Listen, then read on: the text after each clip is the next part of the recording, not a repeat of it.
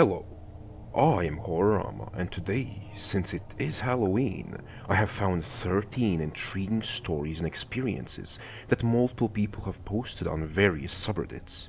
But before we begin, I did want to ask you that if you end up enjoying my narrations, then please do consider liking and subscribing, as that really does help the channel a lot.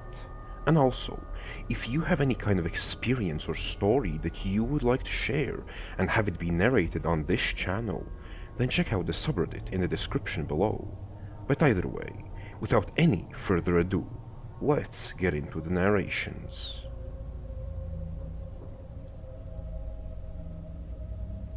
The first story is imposed by user healthy_south_26110. This happened many years ago, when I was about 10 or 11 years old. I wouldn't describe the area I was in as backwoods necessarily, but it was a wooded, 100+ acre ranch. The land is in the southwest part of the United States. My family owns the property, and we have family reunions every year, and all stay for about 5 days to camp. There's an area of the ranch where we all set up camp and cook and eat. Getting to that part of the ranch requires driving through a small village and several gates for about 2 miles. The first gate beyond the village is slightly past a set of railroad tracks. That's a lot of description, but it's relevant later in the story.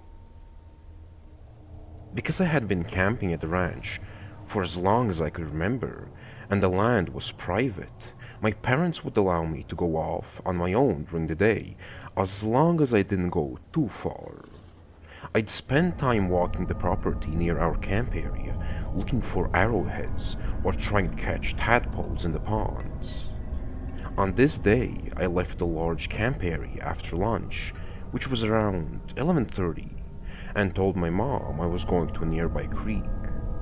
I planned on catching some tadpoles to bring back to the camp and be back on time for a swimming trip to my cousin's. I made it down to the creek and got several tadpoles. I probably spent a total of 15 minutes down there. To get back to camp, I would have needed to either climb up a relatively steep embankment with a lot of loose rock, or circle around on a longer route with a flat trail. I would usually go up, but I didn't have a top for the water bottle I caught the tadpoles with, and didn't want to risk slipping and spilling them out. I had never walked the longer way by myself, but I had with my dad, and felt confident I could find my way back to camp on it. As I walked back to camp, I had my head down looking for arrowheads in the washed out areas of the trail. I started feeling a little creeped out as I continued walking. I think we all know that feeling, like someone is watching you. It was unsettling, but I chalked it up to just getting spooked being on the trail by myself. Now, the next part I cannot explain whatsoever. It's as if a light switch was turned on, or someone snapped their fingers and I came back to reality. Except when I came to, I wasn't on the trail I had been on before. I was near the railroad tracks, and it was completely dark. My mom was standing in front of me, shaking my shoulders and yelling, "Where were you?" Two things I remember really clearly about the moments I came to are the look of fear, anger, and relief in my mom's tearful eyes as she was yelling at me, and the confusion I felt about what the hell was going on. The last thing I remembered was walking on the trail back to camp, and now, suddenly it was dark, and I was on the railroad tracks leading to the ranch, which was over 2 miles away. The best way I can describe it is to compare it to the movie The Butterfly Effect. The main character would be living in one moment, then suddenly he'd wake up somewhere entirely different. My parents drove me back to the camp, and I learned it was 10:30 p.m. This meant I had been gone for 11 hours, about 10 and a half of which I cannot account for to this day. My parents and all my family had understandably freaked out when I hadn't returned to camp. They had been looking for me all day. I was a really good kid growing up and almost never broke any rules, so my parents were baffled at my behavior. I tried to explain to them that I had no memory of getting to the tracks, but they didn't believe me. They thought maybe I got lost and was embarrassed to admit it. This was the only time I've ever experienced something like this. I cannot explain how unsettling it is to not be able to account for all those hours. Was it just a coincidence that I had that creeped out feeling on the trail and then just lost 10.5 hours of my life? I wish I had answers for what happened. Has anyone had anything similar happen? The next story is imposed by user Guru Bushipi. For about 2 years I worked as an instructor at a therapeutic wilderness program in western North Carolina. I was in charge of at-risk youth, and my job included all the responsibilities and nuances associated with that. Shifts ran 16 days straight, on the clock 24/7 of that time, and all spent backpacking. Most of this takes place in Nantahala National Forest, DuPont State Forest, and Panthertown Valley. Here are some of the creepy things that happened to me and my groups out there. Teased by a hillbilly. Without delving too much into programming and wilderness therapy in general, I do have to explain certain aspects of the job, so bear with me. Because none of these kids are voluntarily in the program, some are a flight risk. To minimize the success of potential runaways, staff are required to sleep under an open tarp and between the doors of the tents. Often our setup looked like two tents facing under a large A-frame tarp, with staff sleeping between. Another precaution is called boot line. The kids' boots stay lined up under a gear tarp at night. Hard to run in your camp Crocs. Anyhow, this boot line is visible from under the sleeping tarp, so this particular night we were camped in some of the most far-flung areas the program goes. We simply refer to it as Parkway Expo because our expeditions often begun with being dropped alongside the Blue Ridge Parkway and hiking into the rugged wilderness that surrounds it. It's a spot called Wet Camp Gap. From the sleeping tarp, I can see the boot line across camp in the direction of my feet. It's my job to wake up once every 3 hours for a silent head count. I wake up for my 3 a.m. check and turn on the red filter on my headlamp. I have a weird feeling. I first scan the boot line. Something isn't right. 13 pairs of boots. Take some time to register.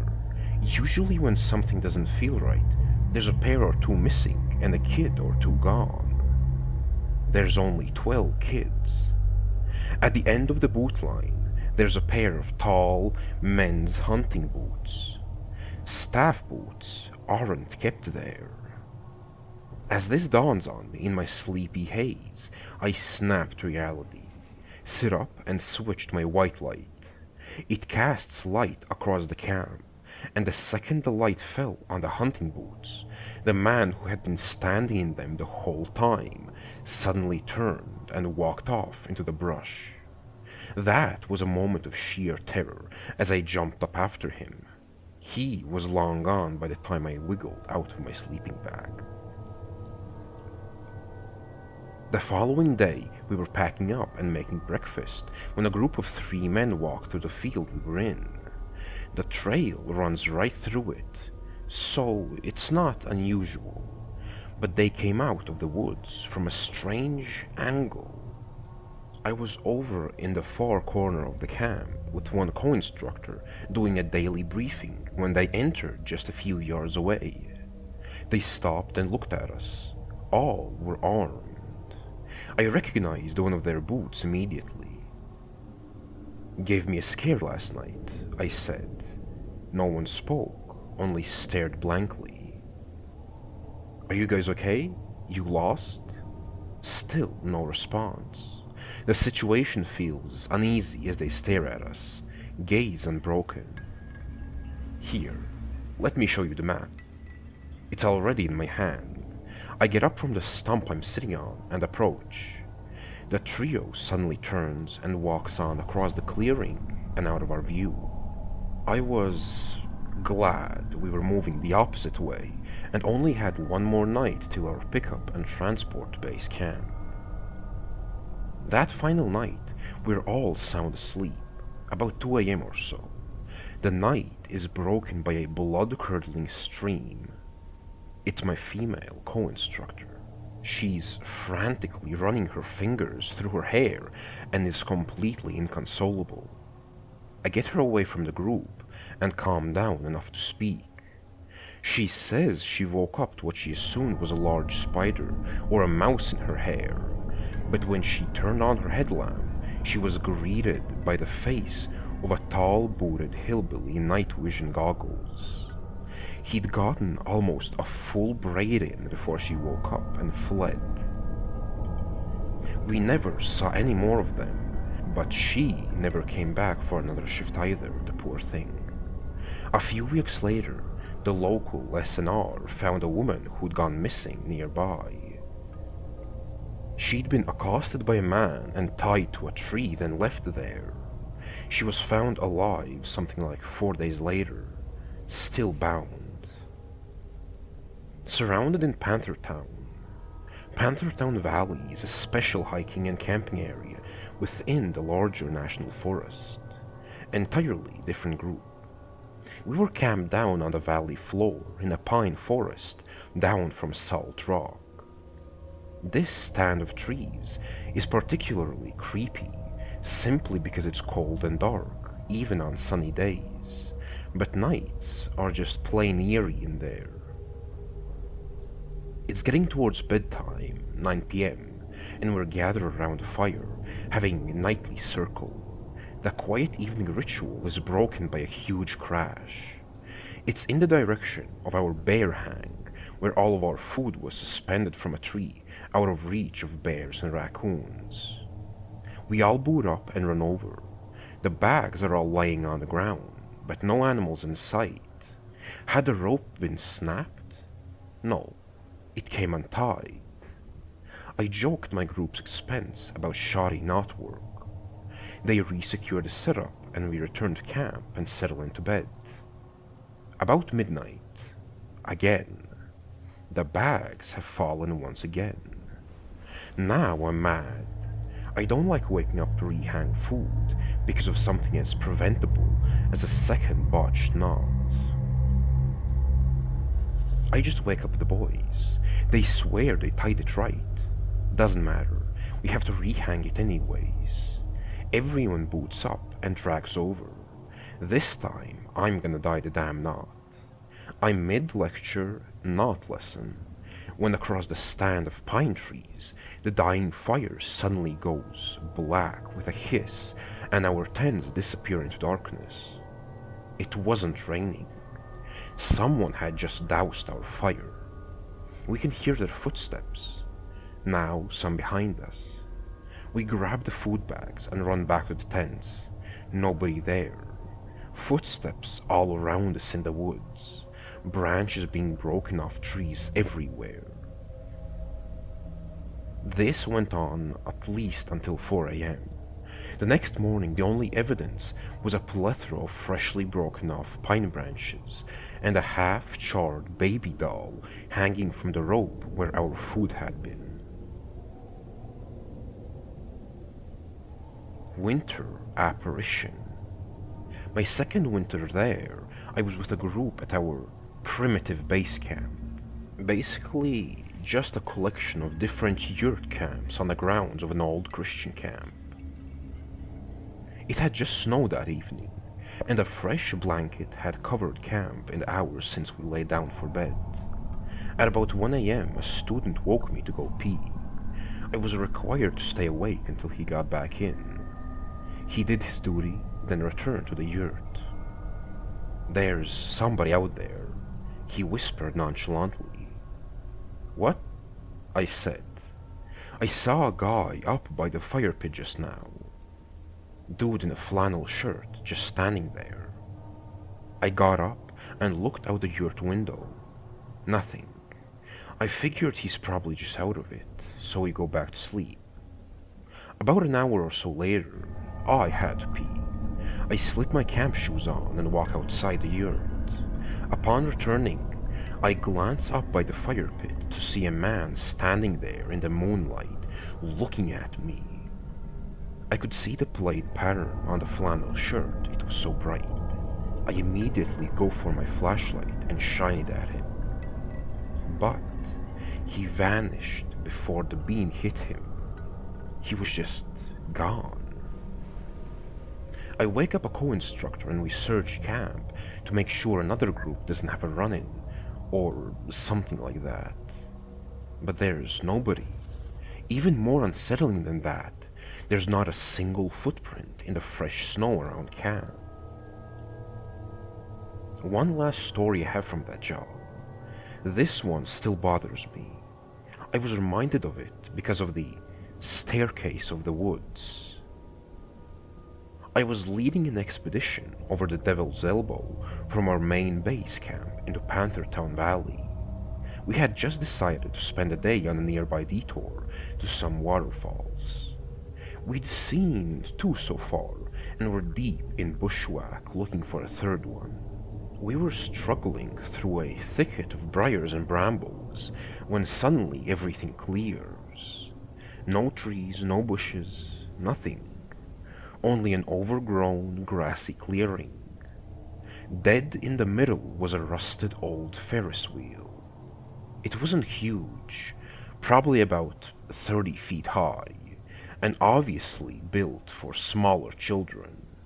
It was rusty and sun-faded with tall grass grown up around its base. We just stood there in silence, unsure of exactly how to process it. There was no reason for that to have been out there. Somebody, at some point, hauled that thing piece by piece and assembled it here.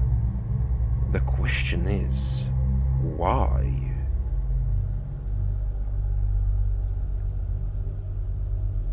The next story is imposed by user Guru Bushipi. When I was working as a backpacking guide in western New California, my schedule dictated a full 8-day shift with 6 days off. During those 6 days, myself and other coworkers would play in the woods. In the summer, you cannot beat a mountain swimming hole. One of our favorites was called Paradise Falls, alternatively called Wolf Creek Falls. This is a cliff-jumping spot with a huge swimming area, a tiny slot canyon, and an inner pool. Most will venture to do this small jump into the inner pool. Even though it's a small jump, it's arguably the least accessible. Even though the jump is 9 feet at most, you must work there through a 10-minute rock scramble to get to the top of it. We were all venturing in, and from inside the tiny canyon, you cannot see the main pool. Well, we got to the jump and coaxed the first person off, a fellow guide who had never been to the spot before. She jumped successfully and swam out to the main pool and beach area, and then she screamed. Because she was now out of sight, myself and another guy jumped in together and swam the short distance to her, with the others in tow. Of course we figured she was injured somehow. She was treading water and just staring wide-eyed at the riverbank. When I looked at the shore, there stood a man. He was massively large, easily 6'6", and a little more probably. He wore a beat-up overalls and no shirt. There didn't appear to be a single hair on him. Perhaps the most disturbing was that he had folds of skin all over his body. Imagine the Michelin Man, but made of flesh. His face, his arms, chest, everything had a uniform layer of shingled fat rolls. And he was brandishing a shotgun. The area around Wolf Creek is just holler after holler, but there are a few residences, and those few have been there for generations, propagated by the same families. These people don't like outsiders, and so they keep relations within the family. I could only surmise that this individual was the product of these relations over the decades. He just stood there and watched as we scrambled to grab anything important and stuff it in a bag.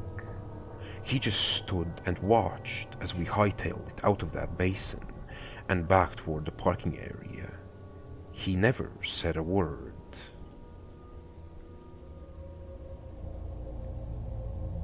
The next story has been posted by user Not El Suna. Something accidentally made its presence known to me. Before I start, I want to acknowledge that it's likely this was just a mountain lion. Either way, it's one of the scariest things that has happened to me in the woods. In early March of 2021, I was just barely recovering from a significant concussion, enough to where I could drive again. I still couldn't work for another few weeks, and couldn't look at screens or even read, so I was spending plenty of my time just going on short walks, and whatever else to pass the time in ways that didn't aggravate my head. I went to a small trailhead I hadn't been to before. If it weren't for the trees, I think the houses about a half mile away or less would have been visible from the parking lot, so I wasn't exactly deep in the wilderness. I had a weird feeling that I shouldn't go. I was alone, but as always, I was armed with a gun, and I figured I was just being goofy, because it was a dreary, cloudy day, and some chill and a slight breeze. I approached the trailhead, feeling very strange, like I really shouldn't be there. I saw a single car in the parking area, and figured that maybe since a previous car of mine had been broken into at the trailhead a few years previous, I was worried it would happen again, with my car now being the only one there. I backed in and hung out for a few minutes. Two dudes with fishing poles came from the left, where I couldn't see, but could clearly hear a rushing river. They got in their car and left. My "I shouldn't be here" sense persisted. Being an idiot, I still got out and headed up the trail. I had no idea how long it was or where it went, but I really didn't intend on going the full way unless it was short. I just wanted to walk for a while outdoors. The trees hadn't gotten their leaves back, and it was a dreary day, as I mentioned earlier, but that usually doesn't put me on edge. As I walked through, the strong feeling to turn back got more and more obvious. I felt myself glancing all over, literally constantly. It wasn't even fun anymore to be up there. It's only been a couple minutes too. I mean, the feeling of dread was so immediately strong, I could still see my car in the parking lot when I finally decided it was time to go. Because it has gotten that strong so quickly. I turned around, hand on my pistol in its holster, and stopped to listen. A few seconds after I turned around, I heard a big footstep off to my right. It was a big snap of a branch that had been on the ground already, maybe 25 to 30 yards away. I've been working in audio for way too long, and can tell a lot about an event simply by how it sounds. That might seem silly, but it's important to know that I could 100% tell it was a footstep that had accidentally stepped on a branch that was already present on the forest floor. I waited a second or two after this big snapped head out. I looked over the place it come from, able to see what felt like a decent amount because of the lack of leaves on the trees, but I couldn't see anything that looked alive.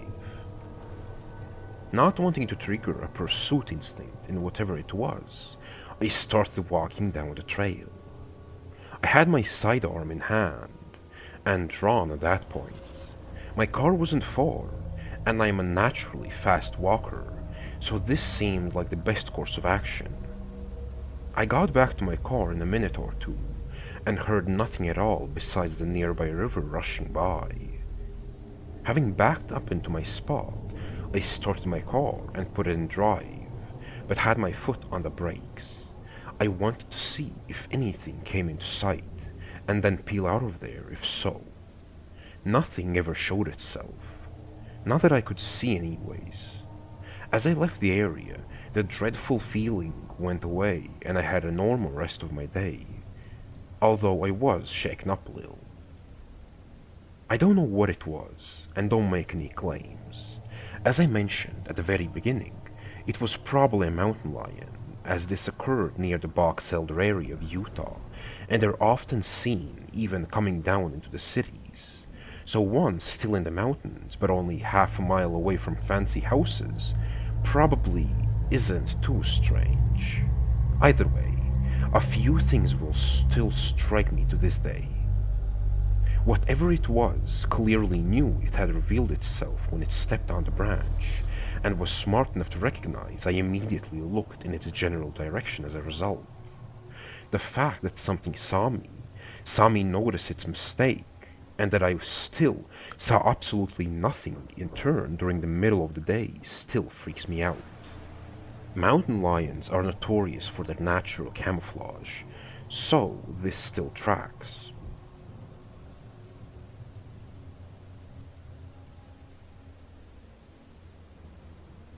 The next story is imposed by user Lady_Momer.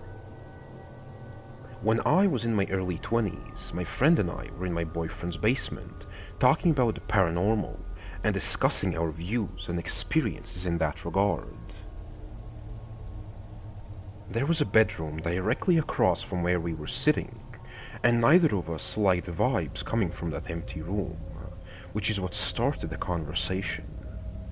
After a few minutes, I felt something bump the back of the couch hard enough to make me bounce forward a little.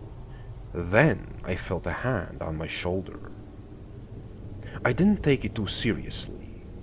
Maybe I was just imagining it, but she said she felt it too.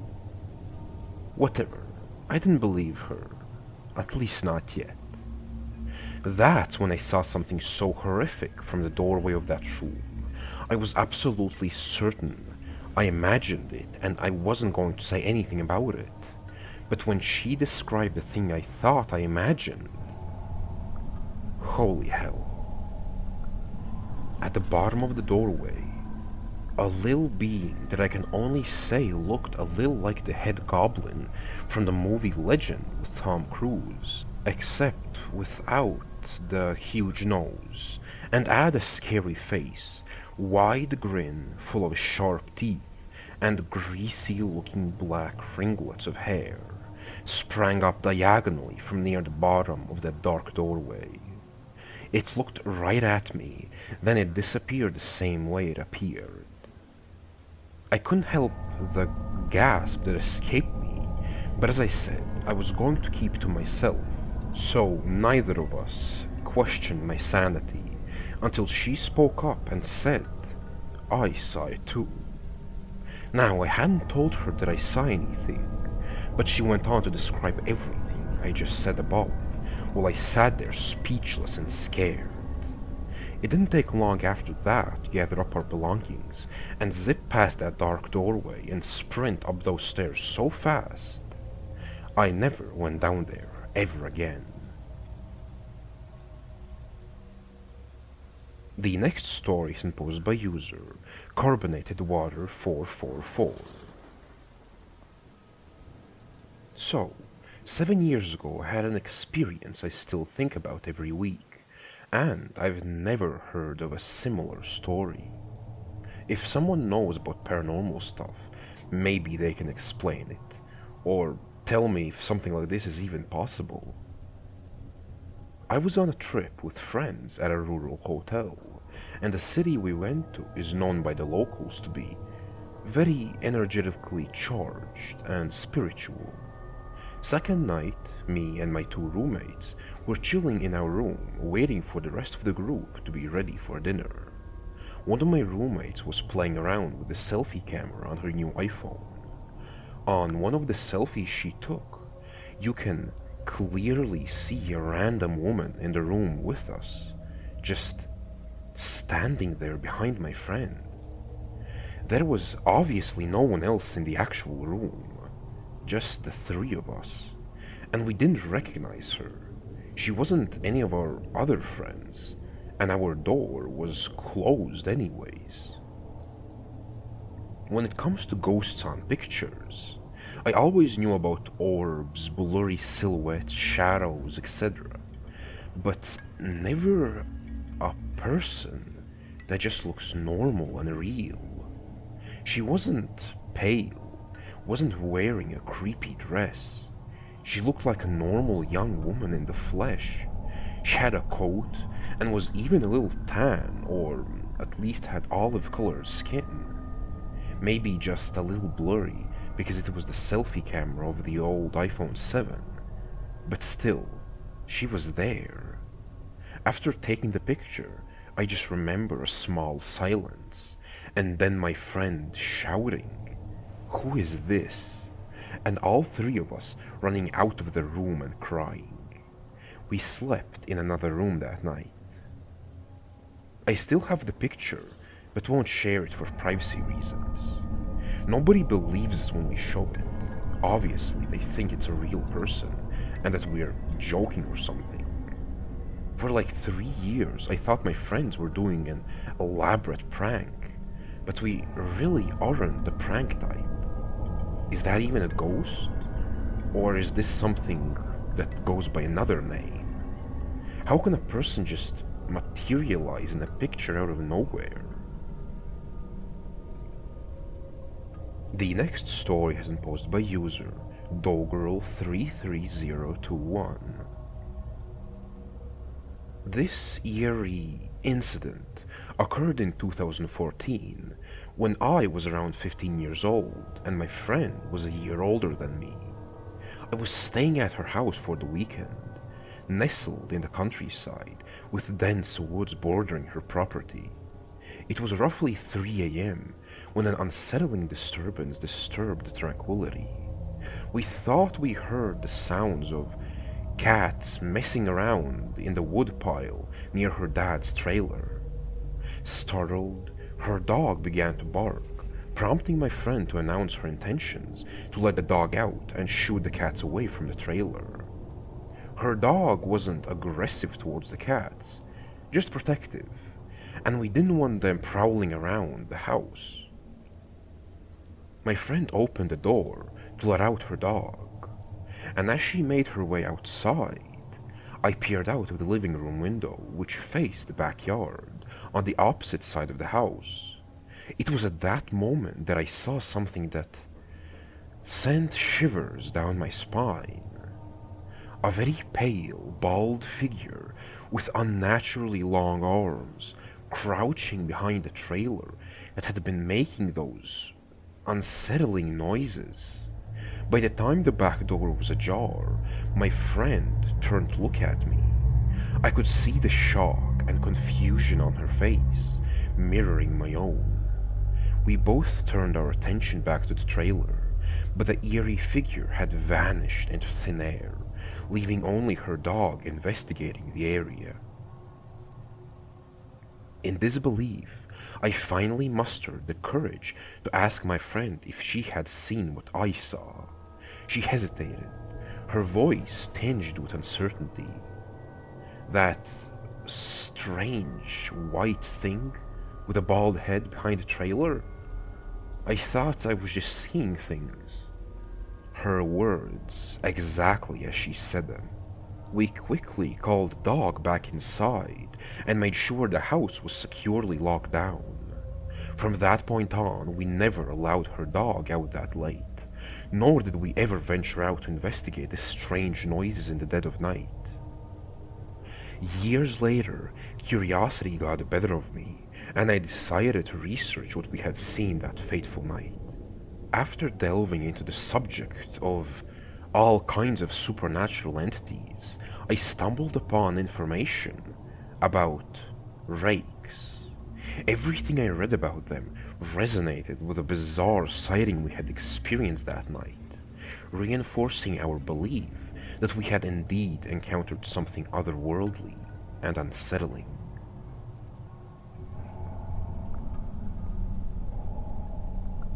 The next story is imposed by user D33P Manic.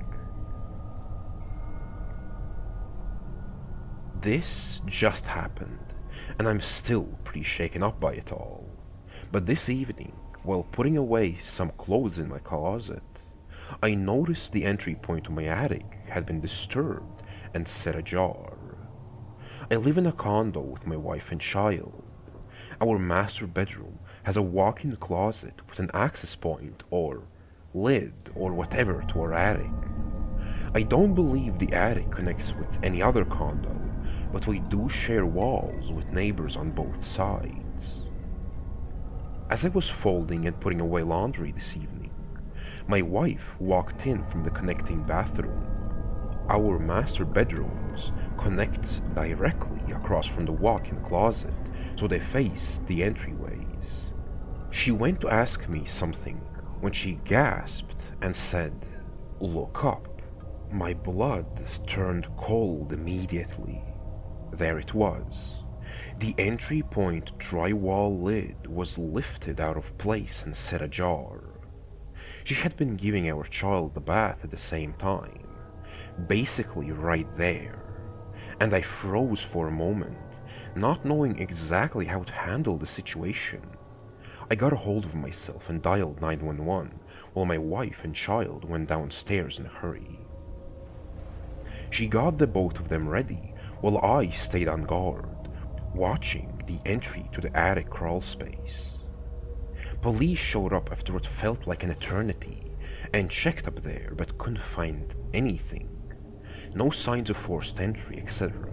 Just an obviously lifted up and placed ajar crawl space cover.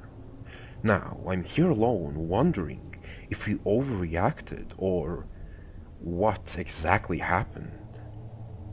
Somebody or something moved that thing. It wasn't bumped or hit by myself or my wife, and my child is not able to get anywhere near the access point.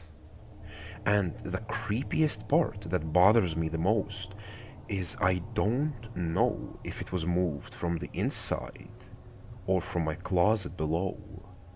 The police said the drywall that connects up there wasn't broken or cut open.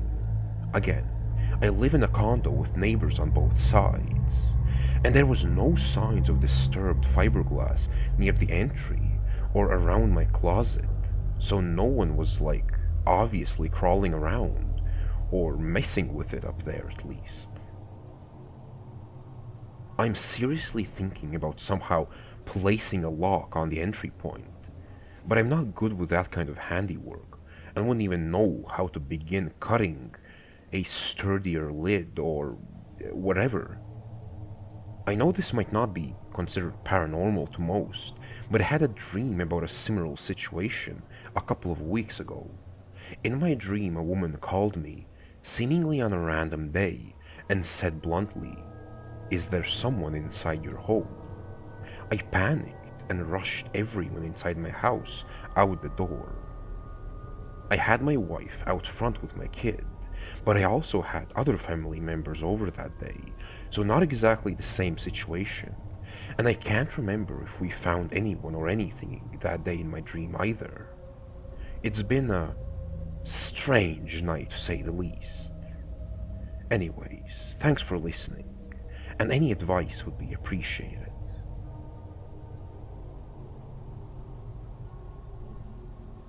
The next story is imposed by user Rinky-Dink3. I saw something in my church as a kid. When I was around the age of 6, my mom started to clean our church every day to help out. During this time, we were renting a farmhouse where me and my 2 older brothers experienced quite a few paranormal events, but my parents never gave it the day of light, due to them being very Christian and very conservative.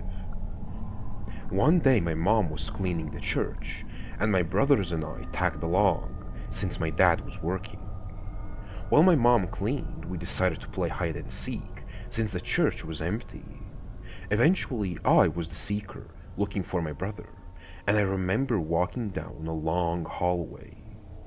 Since the church was closed and my mom was just cleaning the room where the sermons were held, all the other lights were off except for the emergency lights. When I was walking in the very dim hall, for some reason I felt the need to look up, and from that moment I cannot get the image of what I saw out of my head. There was an all-black figure around the size of a 6 or 7-year-old. The figure was crawling on the ceiling, so I was looking at its back. Only it had noticed me, so it had twisted its head all the way around to see me. The face was blurry since it was dark, but I could make out an almost cartoonish smile staring at me, and I remember its eyes being not human-like at all. The weird thing about this is, despite how creepy I remember the figure being, my 6-year-old self was not scared at all. I remember thinking to myself, how did my brother get up there? Then I felt the need to leave the hallway. When I saw its face, I didn't feel my stomach drop, nor did I feel scared or threatened. It just felt like whatever I saw wanted me to just move along. To this day, I don't have any idea on what it was. My brothers called me crazy and said there can't be any demons in a church since it's protected by God. And my parents agreed. The older I get, the more I wonder if it was just a dream that made itself into a memory somehow. It just feels so real when I think about it, and I'm able to describe it in such great detail. I don't really remember any other times we played hide and seek, but this one sticks out. I know children are more likely to have paranormal experiences, and my brothers also had things happen to them, but it was at the house. Why did I see something at our church? After doing some research, I found out that the church has been around since 1873, and I remember that there is a cemetery on the land as well, with the same name as the church. I'm happy to talk about some of the other things that happened in the house, but I don't really remember much, only the things my brothers have told me. The house was very old, and in the middle of nowhere. It was an old farmhouse that someone purchased and renovated. The barn was a no-no zone and gave all of us the creeps. The cows on the land acted very strange as well, and the house was just weird vibes overall.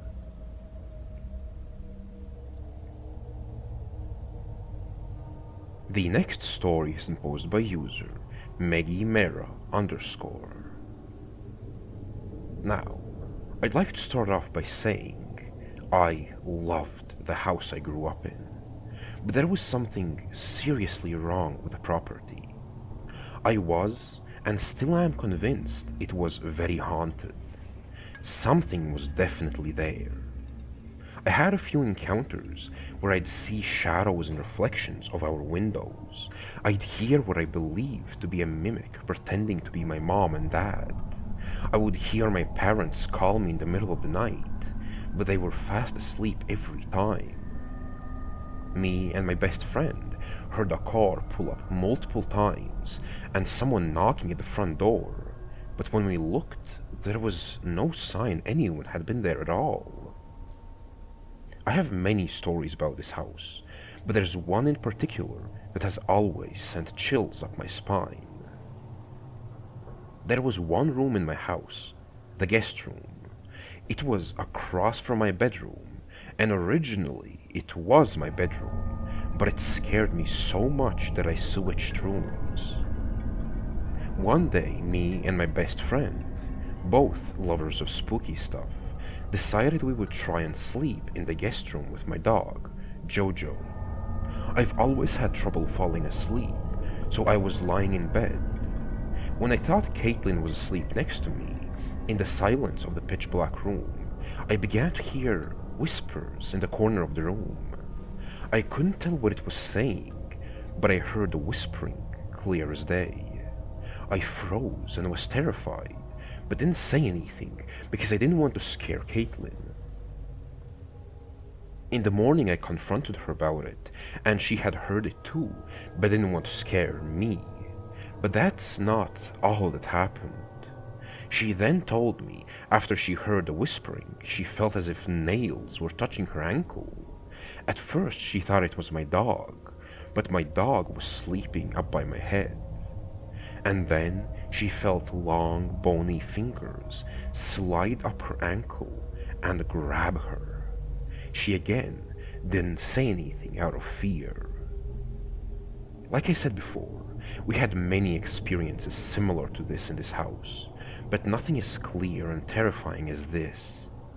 There was another time when we were joking around in my chicken coop and telling scary stories. Caitlin took multiple pictures and videos of me making silly faces. We went back inside, not knowing what we had captured. The next day we looked over the pictures, and in only one of them we saw behind me in the window there was a pale, skeletal face looking in the window at us. Before my family owned this house, an older woman had died in the property, and any history before that, well, I have no clue.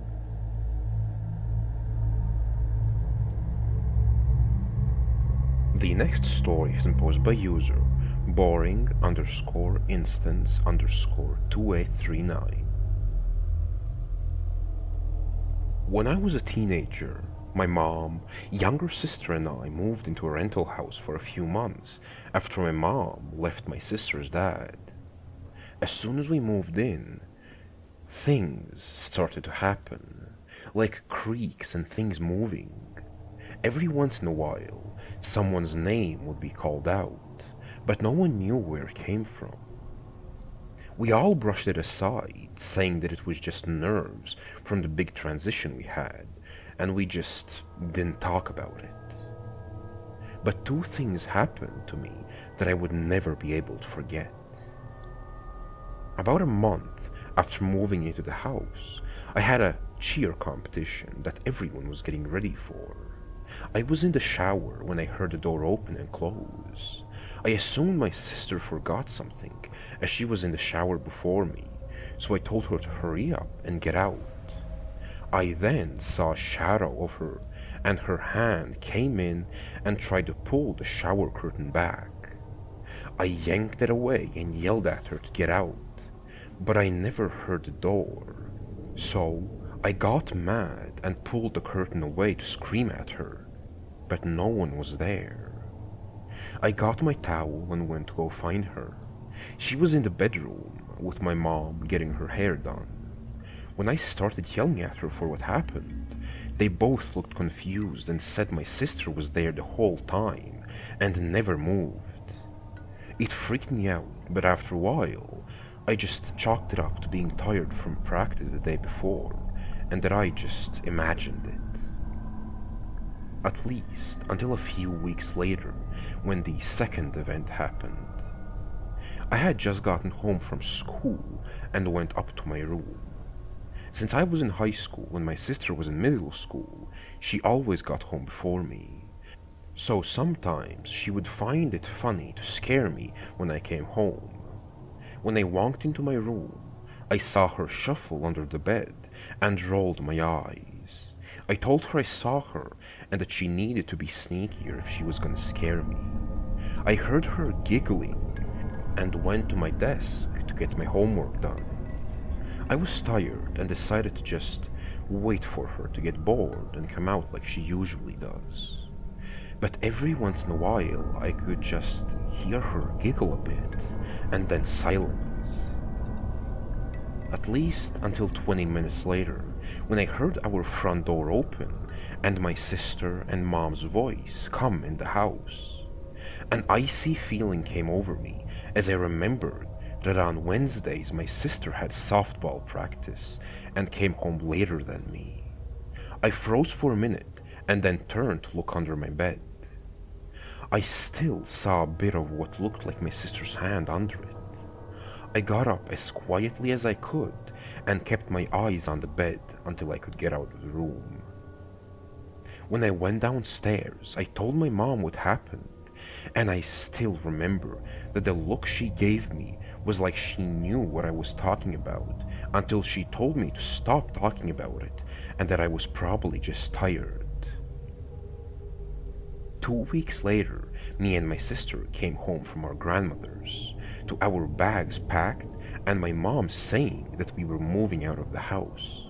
She won't ever talk about it, but I have a feeling something happened to her that day that made her get out. I still pass that house occasionally, and I make a point to never look at it for too long.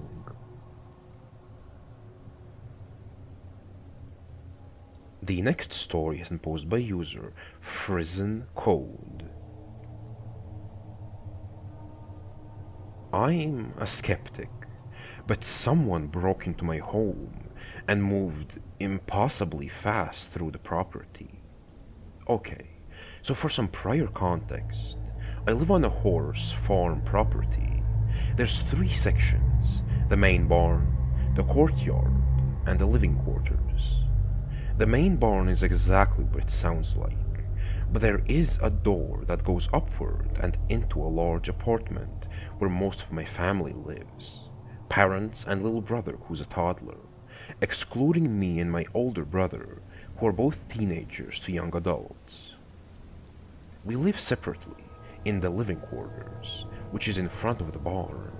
Between the living quarters and the barn is the courtyard, a circular, flat and open stone brick area.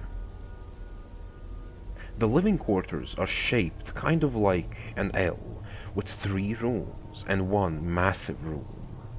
The 3 rooms are bedrooms, with the furthest being my grandfather's, not here when this story took place. The massive room is the living room.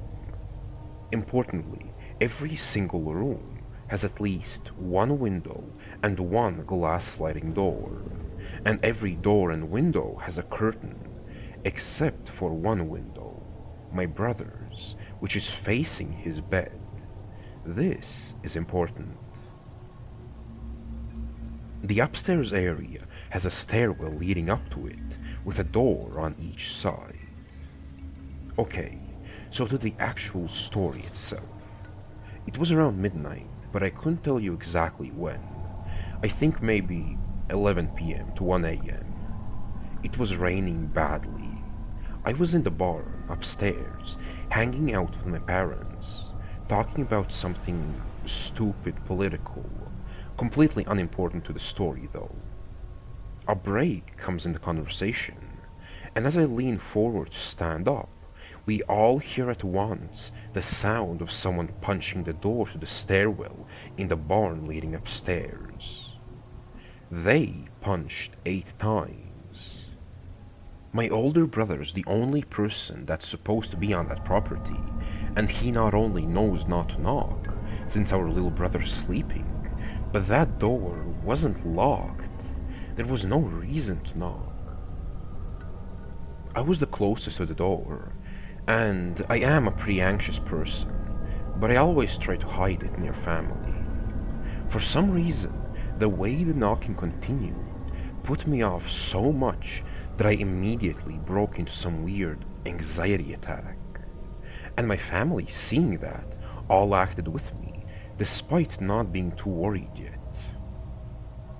I locked the door, told my dad to call 911, my mom called my brother, and I grabbed a knife while my dad grabbed his pistol. The upstairs area has two balcony type areas that overlook the inside of the barn, and my dad stepped out there, looking over the inside to make sure nothing was going on. I kept my head to the door and kept hearing something going on. It sounded like someone was walking up and down the stairs, trying to be quiet, but being really bad at it. It got to the point where I felt like I was playing chess with somebody trying to hurt my family. I wouldn't let my mom stand directly in front of the door because somebody wanting to get us would probably just shoot right through the door. The police said they were on their way and it would be 20 minutes. Anyways, cutting to my older brother, we obviously asked if it was him, and he just said, "So that wasn't you guys?" Turns out, at the exact same moment somebody slammed on the window facing him, he was just frozen, and it took him multiple seconds to turn. By then, nobody was there. My mom started looking over our cameras, and there were no visual alerts, despite there being a camera perpendicular to my older brother's window. It would be physically impossible to not be seen, unless the camera didn't catch it from the insane amount of rain pouring down. 20 minutes had passed. The cops weren't here. Confused, obviously, my dad asked why.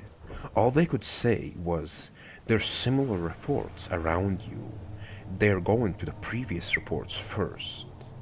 Most of the family was decently safe, with at least a gun, but for 20 to 30 straight minutes, my brother was forced to stand in a room in complete silence, unarmed, with 3 different unlocked doors and an uncovered window that someone had been staring at him through just a few moments ago, while knowing that police weren't coming. Eventually, though, through all of the different and more minor things going on, the police got here and checked everything. Nobody, nothing, not a single sign of anybody having been here. And here's one of the worst parts. One camera caught something, and it was only because one of our barn cats, a white one that stood against the black background, accidentally activated it and made it start recording. And what it caught was both of the knocks, both on my brother's window and the downstairs door, 8 seconds apart. And the absolute worst part, the thing that's kept me from sleeping in the months it's been since the incident, is that it takes a whole 30 seconds of a full-on sprint on dry ground to get from the window to the door. Not to mention it was raining, and that you would be caught by 4 separate cameras.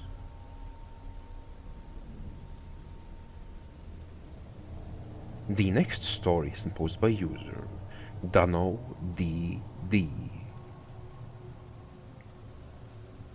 I think the school I work in is haunted. Hello everyone.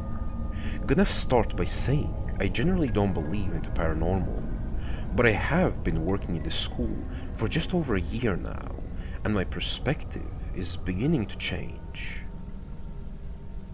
I think I'll start by just explaining the school.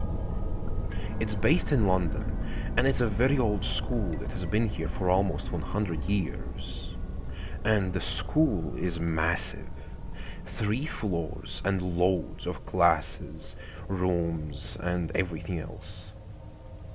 So, my first experience started with something completely small and insignificant, but made me think more. I am a PE teacher in the school, and I was in the school for a holiday club. This means there was nobody in the school other than me and my team and the children we were working with. The children are not allowed upstairs or anywhere without us. What happened was I was outside coaching and I looked up to the third floor and there was papers in the room fluttering in front of the windows. Now, this could obviously be explained by a draught or open windows, of course. The strange thing is that at this point we had no access to the school top floors, and they are locked and alarmed. The alarm will go off if any windows and doors are opened. The main thing that happened to make me really think about this happened 2 days ago. I was walking upstairs to my office in the second floor. We do have access to all floors now. And I heard a person whistling. Like full-on whistling. This whistling stopped as soon as I came off the stairs. And just a reminder, there is nobody in the school apart from my team, and definitely nobody on the second floor. The next thing is that I left my office and walked to the second floor staff room, which is directly across from my office, and on that walk I heard the child laugh and giggle. There is absolutely no way any children were on the second floor, and in no way could I have heard it from the floor below me. There have been other strange occurrences, but this is the first time I've really been unable to debunk it.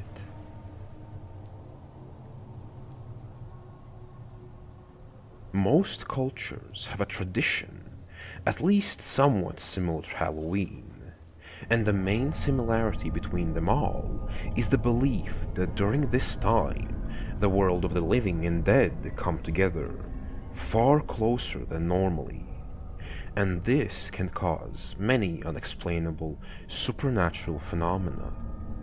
If this is true, then have you ever experienced any sort of paranormal event during this strange and dark time? But either way, I do hope you enjoyed my narrations. But even if you didn't, I want to wish you a good rest of your day.